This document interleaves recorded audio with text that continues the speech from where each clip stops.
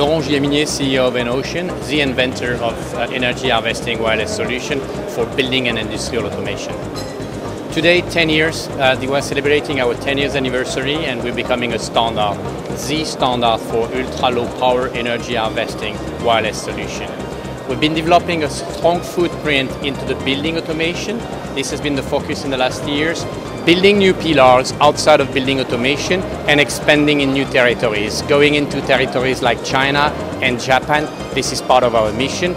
But more important today, it's becoming a standard, the standard for ultra-low power wireless application. So going into new pillar of growth, going into new territory, that is the journey for Enocean in the next years. But more important today for us, it's the fact that we're becoming a standard, the standard for ultra-low power energy harvesting wireless solution.